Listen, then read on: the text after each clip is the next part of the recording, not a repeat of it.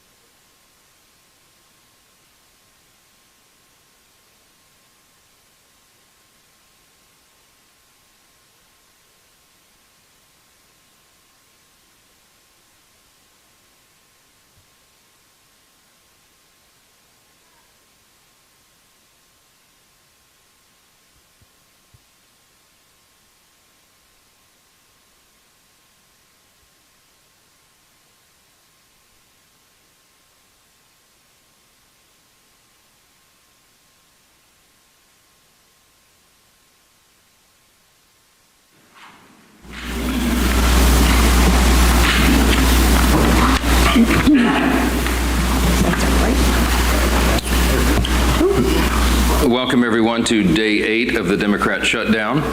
As is our custom now, we'll come out every morning and give you an update on where things stand. I've tried to make this as simple as possible and as digestible as possible. It seems complicated, what's happening in Washington right now. It actually is very simple. Don't let the Democrats distract you and try to convince you of things that are not true.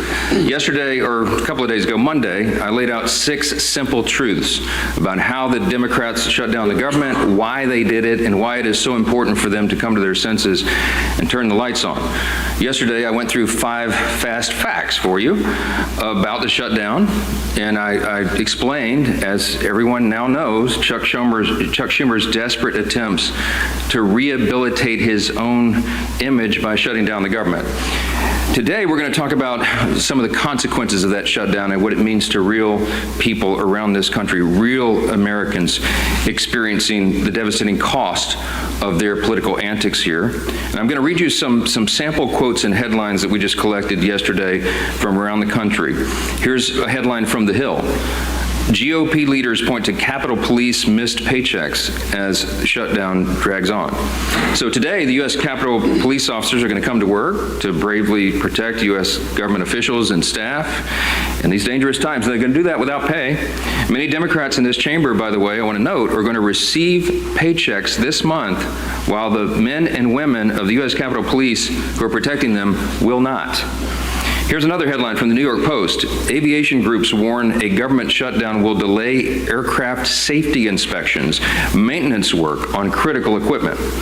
While air traffic controllers are going to continue to serve in their posts, thankfully, critical safety inspections are going to stop, increasing risk for air travelers. That affects everybody. Here's another headline from Georgia, local media in Georgia. Central Georgia food banks prepare for surge of new clients during the government shutdown. It's a sad headline. Remember, Georgia's 2 Democrat senators, Warnock and Ossoff, have now voted 5 times to keep the government closed down. 5 times so far. I suspect they may continue, and they're hurting real people in the state of Georgia. Here's one from New Hampshire local media. National parks caught in the crosshairs of government shutdown. Let me point out that both senators from New Hampshire, Senators Shaheen and Hassan, have repeatedly voted to keep the government closed, and New Hampshire's national park sites closed by extension. How about New Jersey? Here's a headline yesterday. Hospital at-home telehealth programs on hold amid government shutdown. You got 2 Democrat senators in New Jersey, Andy Kim and Cory Booker, and they have repeatedly voted against funding these programs, which New Jerseyans rely upon daily. Here's one from Michigan. Michigan nonprofit leaders said a shutdown would be at best disruptive and at worst potentially devastating for local communities. There are 2 Democrat senators in Michigan, Gary Peters and Alyssa Slotkin, and they have voted now 5 times to enable this devastation upon their communities. One more, I could do this all day. Here's one more from CBS News. Government shutdown fears have Colorado food banks bracing for potential new visitors. You guessed it. 2 Democrat senators from Colorado, Michael Bennet and John Hickenlooper, they keep voting over and over to keep the government closed. Democrats claim they want to negotiate, but that is already happening in a bipartisan, bicameral fashion. And we brought in the chairman of the House Appropriations Committee this morning, Tom Cole, who can talk more about that. But I just want to say this as I yield to Mr. Cole, and then you'll hear from the rest of the leaders, and I'll take some questions. There is one sad and inescapable fact that no one can forget here. This shutdown is nothing more than political cover for Chuck Schumer and the Democrats. They are worried about the Marxist flanked in their Democrat Party. The Marxists are about to elect a mayor in New York City. That's Chuck Schumer's state, and he's terrified that he's going to get a challenge from his far left. I've noted that Chuck Schumer is a very far left politician, but he is not far enough left for the communists, and they're coming for him. And so he has to put up his dukes and show a fight. So they picked a fight on something that's not even related at all to the shutdown and the funding that we should have gotten done by the end of September. We just need a stopgap measure to give us a little more time to get the job of Congress done. They refuse to do it because they're playing politics, and real Americans are paying the price for it. But let me introduce Chairman Cole, and he can tell you about some of of these discussions that have been going on. Mr. Cole? Thank you very much, Mr. Speaker. Usually when I follow the speaker, I usually think I should just say what he said and excuse myself right away. But in this case, it is pretty easy. I mean, we've had a pretty decent year in the House Appropriations Committee, all 12 bills out of committee before September 30th. 3 that we are in negotiations on with the Democrats. Those negotiations have gone very well. We're prepared pretty quickly to close once the government's reopened. We could get at least 3 bills done. The president could sign them in. Those things would be immune from a shutdown until the following September 30th. Then we'd pick another group of 3 or 4 bills, and then we would do in cooperation with our Democratic colleagues and start working on that. So the process, honestly, was moving along pretty well. And then we had unrelated demands, obviously related to repealing work the Congress had already done on Medicaid, and then these new discussions on subsidies. And I do want to point out, at least the bill we have right now in front of us doesn't even go till December 31st. I mean, these actions would still, we could do this work and still have time to turn around, as the president and our leadership has pointed out in both chambers, and sit down and talk about these other issues. But it's hard to do much when the negotiations aren't happening simply because the government is shut down. So again, we're prepared to work. I've got very talented counterparts on the Democratic side. They're good negotiators. We've negotiated a lot of labor issue bills together between Patty Murray, Rosa DeLauro, and myself, and obviously Susan Collins is one of the best legislators in the building. So it's not like we were going to have a hard time, I think, finding common ground, but you do have to restore the government for that to happen. Democrats are not likely to move bills while they've got the government shut down, because it suggests that absent that, we would be moving through the process as normal, and frankly, in a much better shape than we've been in recent years. So again, I'm just hopeful that my colleagues in the Senate, and it's worth pointing out, a majority of the Senate's already on our side, a bipartisan majority of 55. So this really does get down to Leader Schumer and the bulk of his caucus. It's simply shutting down the government over items unrelated to what we normally do in appropriations. I've mentioned this to both the Speaker and the Leader because they make these decisions, but we should not be handling Medicaid on my committee. We should not be handling the Obamacare subsidies simply because we don't have the expertise or the jurisdiction to do either one of those things. What we can do is move the bills through the process and make sure that every soldier is paid, make sure that every air traffic controller is paid, make sure that the American people don't lose any services. So we're prepared to do that. Frankly, I think my Democratic colleagues are prepared to do that once we resolve this shutdown, and that's quite simply in the hands of Leader Schumer and the bulk of his caucus. When they make the mind that they want the government up and running, believe me, we'll move very quickly, and we'll try to move away quickly from a CR status to passing bills individually or in small groups, and get folks up and working again, and get the government restored and continue that process as we're supposed to do. So with that, Mr. Speaker, I'll just yield back. Thank you.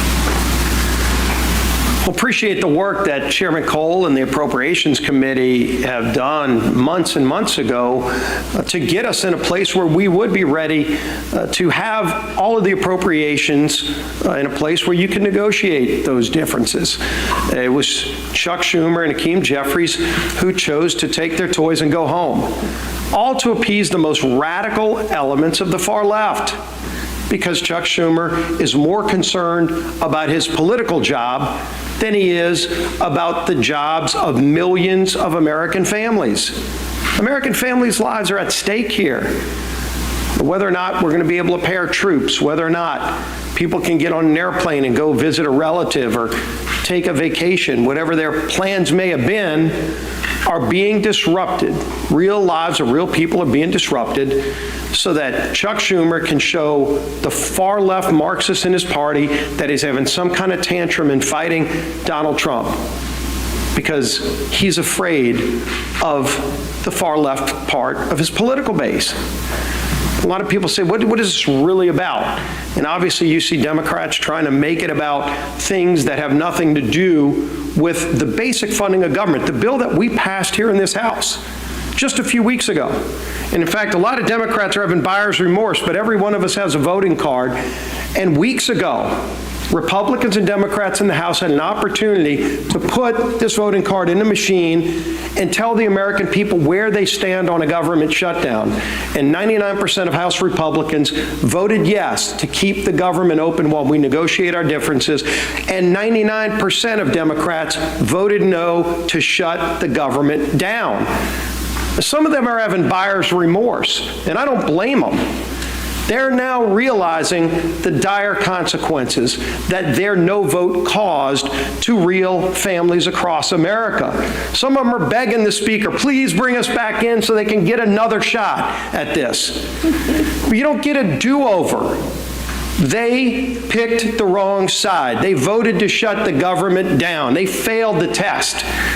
But the good news is they can get bailed out by the Senate. If they really want to solve these problems, if they really want to make sure our troops get paid, which, by the way, we voted for, they voted against, they can call their 2 Democrat senators who have 5 times voted to shut the government down and say, today's the day you can make amends. Today's the day you can open the government up. We only need 4 more votes. It's not a large number. 4 Democrat senators have come to their senses and said, yes, let's open up the government and not have this charade continue, but it takes 4 more because Chuck Schumer wants to have a tantrum. Well, let me tell you what another senator just said yesterday about why this shutdown is going on. He said, quote, this is a Democrat senator yesterday, the point of this shutdown is not just suffering for suffering's sake, but to make a point. So you even have Democrat senators admitting that they're imposing suffering on the American people, but they just want to make a point? My God, millions of lives are at stake. They know they're inflicting suffering on the American people so they can make some kind of point? If you want to have a tantrum, this is not the 3rd grade. This is the lives of American people. Real lives are at stake. Real careers and families. Will they be able to pay their house note come the 15th? That's at stake. The safety of our air traffic control system. So that some senator that wants to have a tantrum can make a point? I think the American people are getting sick of this charade that's going on. They know what the Democrats in the House did to shut the government down. But they also know that just 4 senators doing the right thing can turn this around and open the government back up again. And yes, we have big differences on a lot of things that we need to be negotiating on. All those bills that Chairman Cole and his appropriators sent out of committee, you can't have those negotiations while you're in a shutdown. And they know that. But they don't mind inflicting suffering on the American people because they want to make a point. I think the American people are going to start making points. People could pick up the phone and call their Democrat senator. We did a press call yesterday in the states of Georgia and Maryland, where all 4 senators there could literally end this today, but they've all been 5 times voting no on the bill to get the government back open. It was ironic. The Maryland delegation of Democrats held a press conference just days ago talking about how bad a shutdown will be for the state of Maryland. And they're right. The irony is they're the ones who voted to shut it down. Over 150 employees in the state of Maryland alone will be hurt, and their own Democrat delegation is saying how bad it's going to be, yet they're the ones who voted to inflict that, quote, suffering on the people of Maryland. This madness can end. This madness needs to end with sanity finally emerging. Bring some common sense in. And Chuck Schumer, if you can't do the right thing because you're so afraid of your political job, think about the jobs of millions of families out there who don't want to have that suffering inflicted on them. And let 4 other of your Senate Democrat colleagues do the right thing for you. Let's end this. Our whip. Tom Emmer.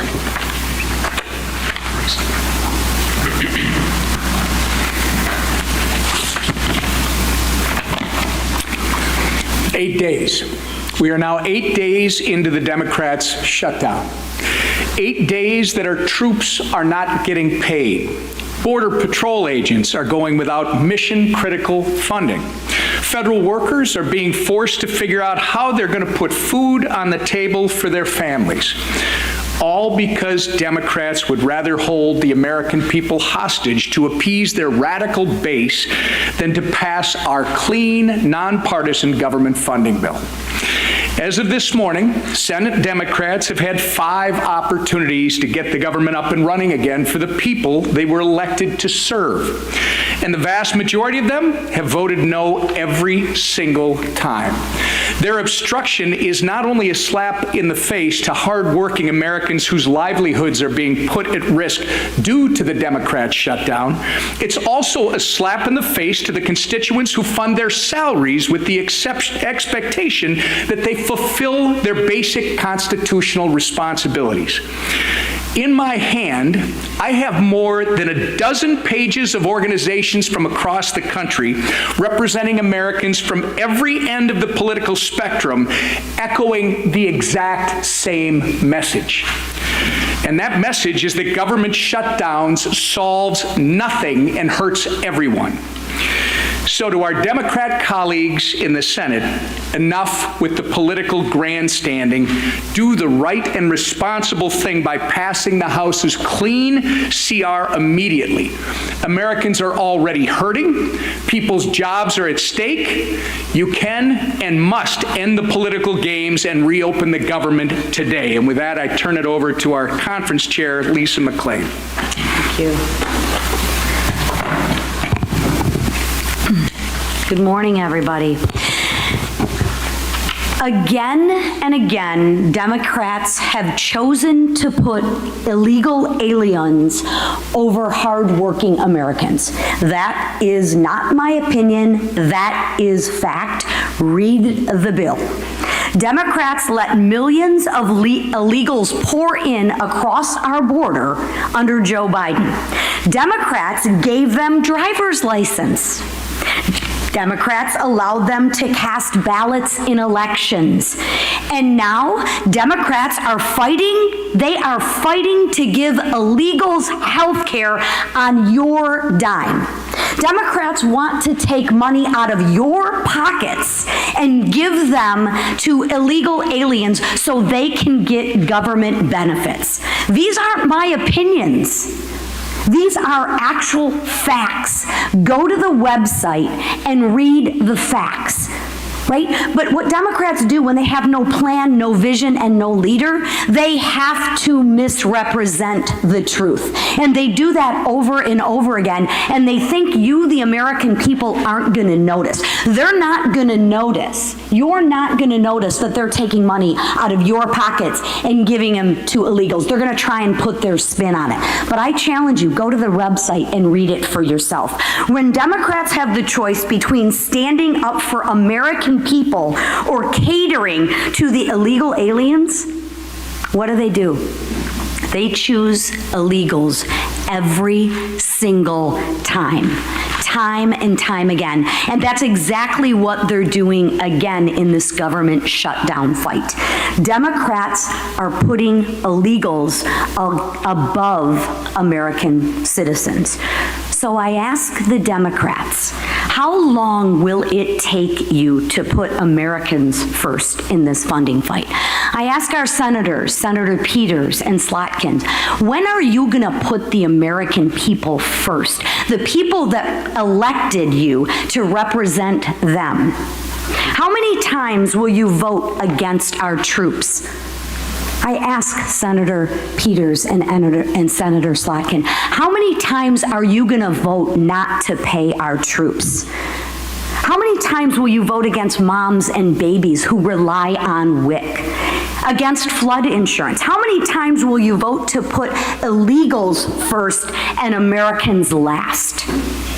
The answer to that question is as long as the radical base keeps calling the shots. My two senators are pandering to their radical base as well. Republicans, however, are actually putting Americans first every single day. And why? Because that's our job. That's our duty, and quite frankly, that is our responsibility. And I call on the Democrats, especially the two Democrats from my state, Senator Peters and Senator Slotkin, please put the American people who you represent first. We'll take a few questions. Yes, ma'am. Speaker Johnson, thank you. Do you agree that the mayor of Chicago and the governor of Illinois should be in prison? Should they be in prison? Should the mayor of Chicago and the governor of Illinois be in prison? I'm not the attorney general. I'm the Speaker of the House, and I'm trying to manage the chaos here. I'm not following the day-to-day on that. I do know that they've resisted the introduction of, or the offering of National Guard troops in Chicago, which is a terribly dangerous city and has been destroyed in the process of being destroyed under liberal Democrat governance and their terrible policies. I would just cite for you in response Exhibit A, which is the District of Columbia. All of you were able to walk safely into the Capitol today, and you can park your cars blocks away and walk back to your cars, and you're not in fear of having your purse snatched or your car being jacked or being assaulted. And why is that? Because President Trump had enough of it. He's a strong leader in the Oval Office, and he used the resources that were available to him, the National Guard, to bring order to the chaos. The Democrat mayor of the District of Columbia ultimately said, thank you so much for the reinforcements, and you're all enjoying the spoils of good policy and return to the rule of law. If we could do that in the other major cities in the country where they're having terrible crime crises, that should be seen as a positive, and I think most Americans see it that way. If you're a resident of Chicago or New Orleans or one of these other Democrat-run cities, you've had enough. You're tired of your family walking in fear and not being able to enjoy their lives, and if President Trump can use the resources and do it in a lawful manner to allow National Guard troops to help bring order and restore the rule of law, that is something that is wildly popular with the American people. Now, if you have elected officials in some of these states who are committed to their radical, soft-on-crime ideology and defunding the police and all the things the Democrat Party championed for the last several years, and they want to stand by that, we encourage them to do so. We'll see what the people think about it. Yes, sir. Back row. Speaker Johnson, a lot of the free health care for illegal aliens that you've been talking about is care provided in emergency rooms, which are required by federal law to care for anybody, even if they can't pay, even if they're not a citizen. Do you think that law should be changed? No, you're talking about EMTALA, which has been part of the law for most of my life. Emergency care is provided without question to anyone who comes in. If you're hemorrhaging and you show up in an emergency room, you get treated. That's something we all support. That's a very good law. We're in favor of it. You're cherry picking a tiny subset of the issues. We put, and go to it's still on the website, speaker.gov, look at page 57, section 2141 of Chuck Schumer's counter-proposal CR that he filed. There's 6 categories of things that they would like to restore funding to, and it adds up to $192.8 billion, almost $200 billion of hardworking taxpayer funds that would go to support illegal aliens and other non-citizens. Now, with regard to EMTALA, are we saying change the law? No. But one of the things they're doing, and one of the things that Chuck Schumer is advocating for and has filed in the law and is using as a leverage point to keep the government shut down, is he literally wants to reimburse hospitals more money for treating illegal aliens than American citizens. Fact. Go look it up. Go look on the website. Don't take my word for it. We're not doing that. If you're a young, pregnant American citizen woman who shows up in an ER and you get treated and they pay the hospital less for treating you than some illegal rabble-rouser who came in from some, South American country to do us harm, that is wrong. The Republican Party stands for common sense. In the big, beautiful bill, we fix that. And Chuck Schumer wants to unwind it, and it is unconscionable to me that he's inflicting all this pain on American citizens so they can play games and try to appease the radical left base. That's what this is. Yes. Thank you, Mr. Speaker. 2 questions about federal worker pay. One, is it your understanding that federal workers will be repaid after the shutdown as part of current law? And 2, would you allow a UC, for example, for the military to ensure that they would be paid? Those are 2 questions. Federal workers, it's my understanding that the law is that they would be paid. There is some other legal analysis that's floating around. I have yet had time to dig into and read that. But it has always been the case, that is tradition, and I think it is statutory law that federal employees be paid, and that's my position. I think they should be. They should not be subjected to harm and financial dire straits because Chuck Schumer wants to play political games. With regard to paying the troops, I want everybody to listen to me very carefully. Hakeem Jeffries and the House Democrats, as Leader Scalise said so well, are clamoring to get back here and have another vote because some of them want to get on record and say they're for paying the troops. We already had that vote. It's called the CR. Every Republican and at least one Democrat had the common sense to say, of course we want the government to stay in operation. Of course we want to pay our troops and our air traffic controllers and our Border Patrol agents, TSA, and everybody else. We did have that vote. The House, I keep saying the House did its job. We did that almost 3 weeks ago. And every Democrat in the House except one voted against it. They voted that they did not want the troops to be paid. They did not want TSA agents to be paid. They did not want air traffic controllers, Border Patrol agents, and all the rest. They live with that vote. They made that decision. The House is done. The ball is now in the Senate's court. It does us no good to be here dithering on show votes. We did it. We sent the product over. It is clean. It is 24 pages in length. It's the most bare minimum that's necessary to keep the lights on for the people. And Chuck Schumer and 43 of his colleagues, Democrats, continue to do the wrong thing. We're not having it. Yes, ma'am. Thanks so much. Democrats continue to allege that the Republican-controlled Senate can change the rules to push through the shutdown impasse. Congresswoman Margaret Giuliani is also now saying the same. Is there any validity to this, and what sort of precedent would that set for a future Democrat president? Well, I'd lead the House, but the Senate has its own rules. Some of them are arcane, and when you're in the minority, you don't like it a lot. The filibuster is a tradition over there that's been maintained by both parties whenever they've been in the majority for a long, long time, and they can make a very compelling case as to why that's true. Now, could you go nuclear and blow that all up and end the filibuster once and for all and allow everything for only majority party vote, 51 votes in the Senate? I mean, is it possible? Yes. Is it wise? You can have a lot of people who would tell you it's not. I mean, on the Republican side, I would be deeply concerned if the Democrats had a bare majority in the Senate right now. A Marxist ideology taking over the Democrat Party, do I want them to have no safeguards and no stumbling blocks or hurdles at all in the way of turning us into a communist country? I don't think that's a great idea. That's me. So what's good for the goose is good for the gander, as they always say.